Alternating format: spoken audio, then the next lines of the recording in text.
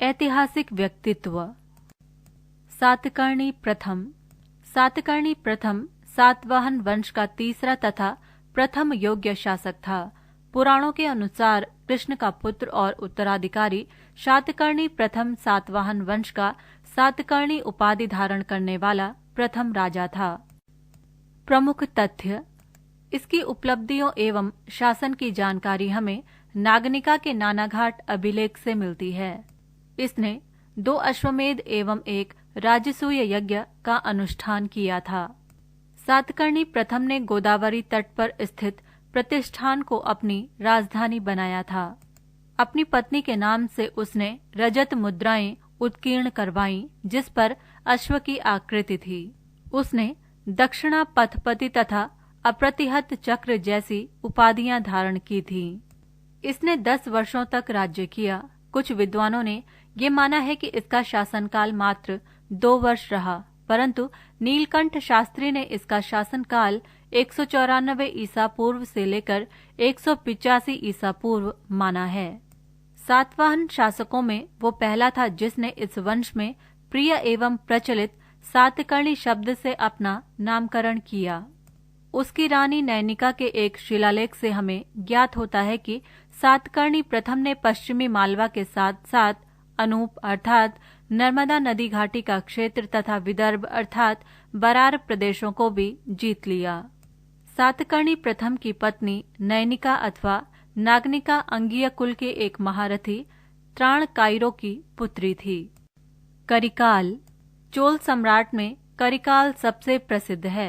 इसका काल लगभग 190 ईस्वी माना जाता है। पततुपाट्टु में संग्रहित एक पद्य में ये वर्णन किया गया है कि अपने राज्यारोहण के कुछ समय बाद ही उसे किसी प्रकार अपदस्थ किया गया और कारागार में डाल दिया गया, किंतु वो अपने को छुड़ाने में सफल हुआ और बाद में फिर से राजगद्दी पर बैठा। प्रमुख तथ्य। वो एक महान योद्धा एवं कुशल शासक था। उसने समस्त शत्रुओं को पराजित कर पूरे तमिल प्रदेश पर अपना साम्राज्य स्थापित कर लिया। अपनी शक्तिशाली नौसेना के द्वारा श्रीलंका पर भी उसने विजय प्राप्त की। उसने श्रीलंका से लाए गए युद्धबंदियों के द्वारा कावेरी नदी पर एक मजबूत बांध का निर्माण करवाया। उसने पुहार अथवा कावेरी पत्तनम को चोल राज्य का एक महत्वपूर्ण बंदरगाह तथा वैकल्पिक राजधानी बना दिया। पट्टिण पाले के रचनाकार करिकाल के शासनकाल में विकसित कृषि उद्योग, वाणिज्य एवं व्यापार का वर्णन किया है। वेंजी के युद्ध में करिकाल ने पांडेय, चेर एवं उसके अन्य सहयोगी शासकों के संग को पराजित किया। करिकाल को वहाई परंडलाई के युद्ध में मिली सफलता का भी श्रेय जाता है। करिकाल 7 स्वरों अर्थात संगीत का ज्ञाता तथा वैदिक धर्म का अनुयायी था। करिकाल के 2 पुत्र थे। एक बेटा उरैमूर और दूसरा पुत्र पुहार में शासन करता था, लेकिन कलह के कारण राज्य अव्यवस्थित हो गया। फिरोज शाह तुगलक। दिल्ली सल्तनत में तुगलक वंश के तीसरे शासक फिरोज शाह तुगलक ने 37 वर्ष तक राज चलाया। उसने देश भर में 300 नए नगरों की स्थापना भी कराई थी। उसे कट्टर मुस्लिम शासक कहा गया, जिसने इस्लाम स्वीकार न करने वालों पर जजिया कर लगवाया था। इतिहासकारों ने फिरोज शाह को धर्मांध और असहिष्णु शासक कहा है। प्रमुख तथ्य। फिरोज शाह का जन्म 1309 में हुआ था। उसके शासनकाल में दिल्ली में चांदी के सिक्के भी जलाए गए। फिरोज शाह तुगलक ने वर्ष 1360 में उड़ीसा पर हमला कर दिया। वहां के शासक भानुदेव तृतीय थे, जिन्हें हराकर उसने जगन्नाथपुरी मंदिर को ध्वस्त किया था। नगर एवं सार्वजनिक निर्माण कार्यों के अंतर्गत फिरोज शाह ने पूरे देश में करीब 300 नए शहरों की स्थापना की थी। इनमें से हरियाणा का हिसार व फतेहाबाद, उत्तर प्रदेश का फिरोजाबाद शहर और जौनपुर व पंजाब का फिरोजपुर बसाया था। फिरोज शाह तुगलक ने दिल्ली में फिरोजाबाद नाम से एक नया शहर बसाया था। फिलहाल दिल्ली में जो फिरोज शाह कोटला आबाद है, वो भी कभी उसके दुर्ग का काम करता था। इस किले को कुश के फिरोज यानी फिरोज के महल के नाम से पुकारा जाता था। इतिहासकार फिरोजाबाद को दिल्ली का 5वां शहर मानते हैं। पृष्ठ संख्या 78। दिल्ली के हौज खास में फिरोज शाह तुगलक का मकबरा और दिल्ली में कई मस्जिदें भी बनाई गईं। फिरोज शाह तुगलक के बारे में कहा जाता है कि उसने गुज्जर समुदाय की युवती से विवाह किया था। उसने अपने पुत्र फतेह खान के जन्मदिन पर फतेहाबाद शहर की स्थापना की थी। उत्तर प्रदेश के जौनपुर शहर की स्थापना उसने अपने बड़े भाई जौना खान की याद में की थी। उसे यमुना नदी के किनारे बसाया गया फिरोजाबाद सबसे ज्यादा पसंद था। इस शहर की नींव फिरोज ने अपने चचेरे भाई फखरुद्दीन जौना यानी मोहम्मद बिन तुगलक की याद में डाली थी। वो अपने शासनकाल में मेरठ से 2 अशोक स्तंभ लेखों को लाया था और उन्हें दिल्ली में स्थापित किया था। अपने कल्याणकारी कार्यों के अंतर्गत फिरोज ने एक रोजगार का दफ्तर एवं मुस्लिम अनाथ स्त्रियों, विधवाओं एवं लड़कियों की मदद के लिए दीवाने खैरात विभाग बनाया था। उसने दारुल शफा नाम का अस्पताल बनवाया था जहां गरीबों का इलाज होता था। फिरोज शाह तुगलक कट्टर सुन्नी मुसलमान था। कहा जाता है कि उसने हिंदू ब्राह्मणों पर जजिया कर लगाया था। इतिहासकार डॉक्टर R.C. मजूमदार ने कहा है कि फिरोज इस युग का सबसे धर्मांध शासक था। संभवतः दिल्ली सल्तनत का वो प्रथम सुल्तान था जिसने इस्लामी नियमों का कड़ाई से पालन करके उलेमा वर्ग को प्रशासनिक कार्यों में महत्व दिया। फिरोज शाह तुगलक की मृत्यु सितंबर 1388 ईस्वी में हुई थी। उसे दिल्ली के हौज खास परिसर में दफनाया गया था। गुरु अंगद देव। गुरु अंगद देव जी का जन्म वर्ष 1504 में मत्ते नांगे की सराय नामक गांव में हुआ था। आजकल ये गांव पंजाब में नए बने जिले मुक्तसर के अंतर्गत आता है। गुरुजी के पिता का नाम भाई फेरुमल जी और माता का नाम बीबी सबराई था। बचपन में उनका नाम लहिणा था।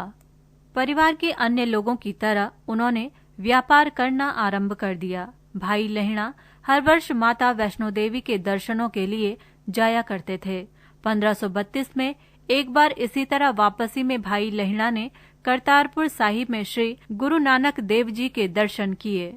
भाई लहिणा गुरु नानक देव जी से इतने प्रभावित हुए कि उसी समय गुरुजी के शिष्य बन गए।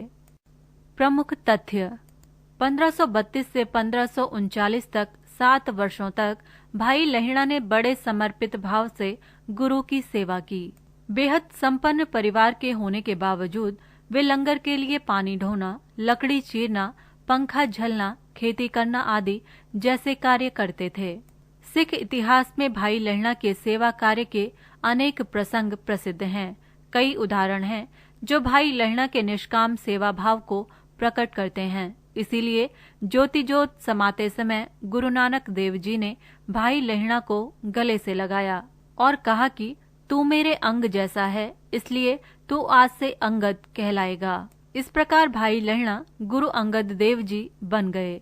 उन्होंने गुरुमुखी लिपि के वर्तमान स्वरूप को औपचारिक रूप दिया। वे गुरुमुखी लिपि के अन्वेषक भी माने जाते हैं। उनके इस योगदान ने सिख धर्म की शिक्षा दीक्षा को आम आदमी तक पहुंचाना सुगम बनाया। इससे पहले पंजाबी भाषा को लिंडा या महाजनी लिपि में लिखा जाता था। इसमें कोई स्वर नहीं था, इसलिए एक ऐसी लिपि की जरूरत थी जो ईमानदारी से गुरुओं के भजन को पुनः पेश कर सके, ताकि गुरुओं का सही संदेश और अर्थ प्रत्येक पाठक को अपने स्वयं के उद्देश्य और पूर्वाग्रहों के अनुरूप गलत न समझाया जा सके। सिद्धांत की पवित्रता बनाए रखने और किसी भी व्यक्ति द्वारा गलतफहमी पैदा करने की सभी संभावना को खत्म करने के लिए गुरुमुखी लिपि को तैयार करना एक ऐतिहासिक कदम था। उन्होंने शिक्षा व साहित्य के कई केंद्रों की स्थापना भी की। गुरुजी ने गुरु नानक देव जी द्वारा एकत्र की गई संतों भक्तों की वाणी को लिखवाकर गुटके और पोथियां तैयार करवाईं। इन्होंने गुरु नानक देव जी की जन्म साखियां भी लिखवाईं और एक प्रकार से सिख इतिहास लेखन परंपरा को जन्म दिया। गुरु नानक देव द्वारा शुरू की गई लंगर की संस्था को बनाए रखा और विकसित किया। गुरु की पत्नी खीवी व्यक्तिगत रूप से रसोई में काम करती थी। वे समुदाय के सदस्यों और मेहमानों को भोजन भी परोसा करती थीं। संस्था के प्रति उनकी भक्ति व समर्पण का उल्लेख गुरु ग्रंथ साहिब में मिलता है। गुरु अंगद ने व्यापक रूप से यात्राएं की और सिख पंथ के उपदेश के लिए कई नए केंद्र स्थापित किए। आध्यात्मिक विकास के साथ ही शारीरिक विकास पर जोर देने के लिए मल्ल अखाड़ा की परंपरा शुरू की। गुरु नानक की परंपरा का निर्वाह करते हुए 1552 में गुरु अंगद देव ने परिनिर्वाण से पहले गुरु अमरदास को सिखों के तीसरे गुरु के रूप में नामित किया। बहादुर शाह प्रथम। बहादुर शाह प्रथम महान मुगल सम्राट औरंगजेब का ज्येष्ठ पुत्र था, जिसका वास्तविक नाम कुतुबुद्दीन मोहम्मद मुअज्जम था। औरंगजेब उसे शाह आलम भी कहकर बुलाता था। अपने पिता की मौत के बाद भारत पर शासन करने वाला वो 8वां मुगल शासक था और उस समय उसकी उम्र 63 वर्ष थी। वो 5 वर्ष से ज्यादा शासन नहीं कर सका। चूँकि मुगल परंपरा के अनुसार कोई उत्तराधिकारी नामित नहीं किया जाता था, अतः उत्तराधिकार के लिए अक्सर खूनी संघर्ष होता था। प्रमुख तथ्य। औरंगजेब के सबसे महत्वाकांक्षी बेटे अकबर ने अपने पिता के खिलाफ विद्रोह किया था और औरंगजेब की मृत्यु से काफी पहले निर्वासन में उसकी मृत्यु हो गई थी। मुअज्जम को गद्दी पर बैठने के लिए अपने भाई आलम शाह से संघर्ष करना पड़ा, जिसने खुद को शहंशाह घोषित कर दिया था। एक सामान्य से संघर्ष में आलम शाह मारा गया और 1707 में वो बहादुर शाह के नाम से मुगल शासन की गद्दी पर बैठा। मुअज्जम का दूसरा भाई मोहम्मद काम बख्श 1709 में मारा गया। बहादुर शाह प्रथम ने अपने समर्थकों को नई पदवियां तथा ऊंचे दर्जे प्रदान किए। मुनीम खां को वजीर नियुक्त किया गया। औरंगजेब के वजीर असद खां को वकील मुतलक का पद दिया गया था तथा उसके बेटे जुल्फिकार खां को मीर बख्शी बनाया गया। परंतु बहादुर शाह के शासनकाल में ही उसके दरबार में षड्यंत्र बढ़ने लगे थे, जिसके कारण दरबार में 2 दल बन गए थे, ईरानी दल और तुरानी दल। ईरानी दल शिया मत को मानने वाले थे, जिसमें असद खां तथा उसके बेटे जुल्फिकार खां जैसे सरदार थे, जबकि तुरानी दल सुन्नी मत के समर्थक थे, जिसमें चिनकिलिस खां तथा फिरोज गाजीउद्दीन जंग जैसे लोग थे। एक उदार शासक के रूप में उसे अपने पहले से ही निर्धारित दुश्मनों जयपुर और उदयपुर के राजपूत शासकों का सामना करना पड़ा। पृष्ठ संख्या 79। पंजाब के सिखों ने भी लंबे समय तक मुगल शासन का विरोध किया था। उनके 10वें और आखिरी गुरु गुरु गोविंद सिंह 1699 में दीक्षा, संस्कार और गौरव खालसा की स्थापना की। बहादुर शाह को इन अदम्य योद्धाओं के खिलाफ युद्ध लड़ना था। गुरु गोविंद सिंह 1708 में मारे गए और इसके आगे कोई सिख गुरु नहीं हुआ, परंतु बंदा बहादुर एक शक्तिशाली सिख सैन्य नेता के रूप में उभरा, जिसे महान मुगल वश में नहीं कर सका। बहादुर शाह ने राजपूतों के साथ संधि की नीति अपनाई। उसने मारवाड़ के राजा अजीत सिंह को पराजित कर उसे 3500 का मनसब एवं महाराज की उपाधि प्रदान की। परंतु बहादुर शाह के दक्षिण की तरफ अभियानों में जाने पर अजीत सिंह, दुर्गादास एवं जयसिंह कछवाह ने मेवाड़ के महाराज अमरजीत सिंह के नेतृत्व में अपने को स्वतंत्र घोषित कर लिया और राजपूताना संघ का गठन किया। बहादुर शाह प्रथम ने इन राजाओं से संघर्ष करने से बेहतर संधि करना उचित समझा और उसने इन शासकों को मान्यता दे दी। बहादुर शाह ने मराठाओं के साथ शांति स्थापित करने की कोशिश भी की, जो मुगल वंश के लिए सबसे बड़ा खतरा थे। औरंगजेब ने शाहू, जो शिवाजी का पौत्र था, उसे अपने दरबार में बंधक बना रखा था। बहादुर शाह ने शाहू को सतारा का राजा बनाकर मराठों को शांत रखने की कोशिश की। शाहू एक उदार प्रशासक था और वो मुगलों की सेवा करने के लिए उपयुक्त भी था, परंतु उसने पुणे के चतुर चित्पावन ब्राह्मण बालाजी विश्वनाथ को पेशवा के रूप में नियुक्त किया, जिसका बेटा बाजीराव फिर मुगल शासन के लिए सबसे बड़ी चुनौती के रूप में उभरा। बहादुर शाह प्रथम ने बुंदेला सरदार छत्रसाल से मेल मिलाप कर लिया। छत्रसाल एक निष्ठावान सामंत बना रहा। बादशाह ने जाट सरदार चूड़ामन से भी दोस्ती कर ली। चूड़ामन ने बंदा बहादुर के खिलाफ अभियान में बादशाह का साथ दिया। इस प्रकार बहादुर शाह की नीतियां विफलता में समाप्त हो गईं, जो आगे चलकर मुगल साम्राज्य के पतन का कारण बनी। 18वीं सदी के भारत में बहादुर शाह के उत्तराधिकारी सत्ता के खेल में मात्र प्यादे बनकर रह गए। बहादुर शाह अपने शासन के प्रति इतना अधिक लापरवाह था कि लोग उसे शाह बेखबर कहने लगे थे। बहादुर शाह ने जजिया कर को समाप्त नहीं किया, पर इसे उदार बना दिया गया। अपने संक्षिप्त शासनकाल के दौरान बहादुर शाह ने संगीत को नए सिरे से समर्थन भी दिया। इसके शासनकाल के दौरान मंदिरों को भी नहीं तोड़ा गया। 27 फरवरी 1712 को लाहौर में शालीमार बाग का पुनर्निर्माण करते समय बहादुर शाह की मौत हो गई। उसकी कब्र मेहरौली में 13वीं शताब्दी की सूफी संत कुतुबुद्दीन बख्तियार काकी की दरगाह के निकट शाह आलम द्वितीय और अकबर द्वितीय के साथ मोती मस्जिद में ही है। चित्तरंजन दास। चित्तरंजन दास एक भारतीय राजनीतिज्ञ, वकील, कवि और पत्रकार थे। उन्होंने बंगाल में स्वराज पार्टी की स्थापना की। वे लोगों के बीच देशबंधु या राष्ट्रमित्र के रूप में लोकप्रिय थे। उनका जन्म कोलकाता में एक उच्च मध्यम वर्गीय परिवार में हुआ था।